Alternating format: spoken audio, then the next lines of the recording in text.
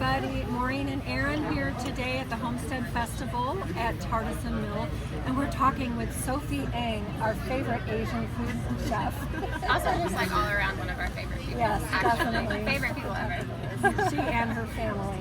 And she has just completed an Asian whole food cookbook. We want to hear about that. Yes, it's the Nourishing Asian Kitchen, and it's all about nutrient-dense recipes on health and healing. All of the traditional recipes that my mom and I, over the last 12 years when my daughter was born, when we started looking into our health and food, that's all the recipes are in there.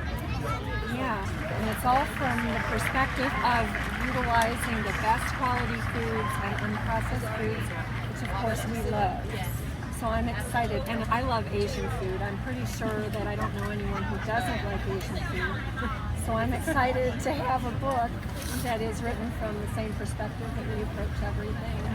Yeah. So Sophie's going to be one of our featured speakers at our event at Polyface coming up on August 11th through 13th. And so she's going to be speaking about traditional Asian food. Yes. So what about Yeah. what you're going to be talking about? Absolutely. So everything about, how we prepare our food, how do we source our food, how you can easily get food from the grocery store here, not having to order things online, and importantly, how we source it. A lot of the foods and spices that we do get from the Asian store, you just have to be careful with how they're sourcing it and what ingredients are actually in there, what chemicals they're sprayed with ethylene oxide.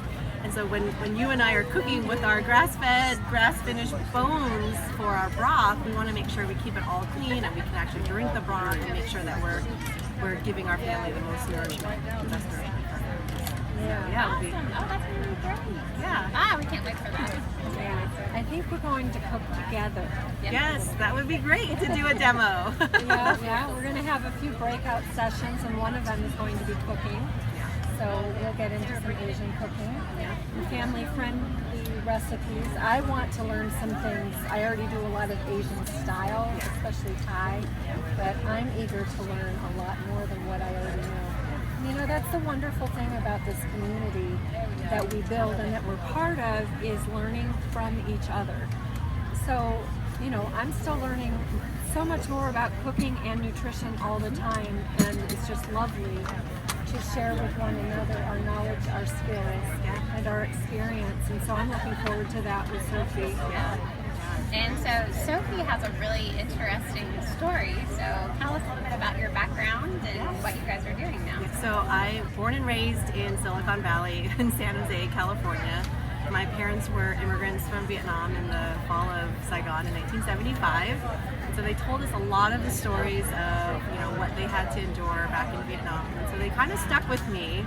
But growing up in California and working in the high-tech industry, you just think you're pretty safe and insulated. But in 2020, with the pandemic going on, and as things were locking down and shut down in California, we actually had curfews. And the only other time I heard about curfews was what my mom had shared with me when she was experiencing in Vietnam. And so it kind of shook us up a little bit, and realizing that grocery stores had shut down. March 16th was when we went on lockdown, I think, for the whole country. But then by March 17th, March 18th, the grocery store shut down for us in California. And that was kind of what did it for us. Actually in 2019, I really felt God telling us to prepare. And I just kept hearing, prepare, prepare, prepare. I didn't quite understand in 2019 because we were at the height of our career, everything was going great. We actually didn't know about COVID, we don't watch too much TV. And by 2020, when we actually had our garden going, we had a 1/4 acre in the city, that was when I realized, okay, this is what God has called us to prepare for. And it became very clear, and at that point we said we have to lean into what God is calling us to do. So he also called us out of the city. We bought some land in the country, 6 acres north of Sacramento, because we didn't know where else to go. We kept saying, where are we going to go? We didn't know. So we started homesteading, more or less full-time there. Started shedding a lot of our tech career, and started looking into how do we go back to the land and make this work. So that's when we started growing. We had chickens then, and turkeys and ducks, our garden. But in order for us to really have more land and have a dairy cow, we realized we needed a community. And that's what called us out here to East Tennessee. of the Appalachian Mountains. It's so special here. The people are amazing, and at an event like this, or even meeting you both, and at an event like this, and your event at God's Good Table, it's bringing in all of the right people that we feel, okay, God is really confirming this for us. So we're really happy to be here, and the community is really standing strong. I love this community too. It's wonderful to be in amongst people like this. A whole crowd of people who think like we do. They may not be at the same place, but most everyone here is trying to learn and grow. Yeah. And we learn from each other so much.